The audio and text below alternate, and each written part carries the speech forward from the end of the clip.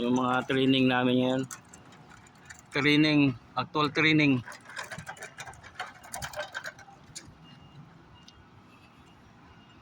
Sana pumasa. Pumasa lang sa training.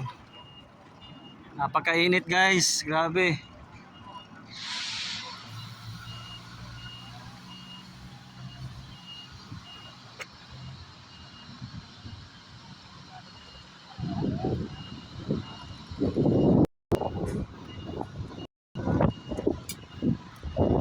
Init.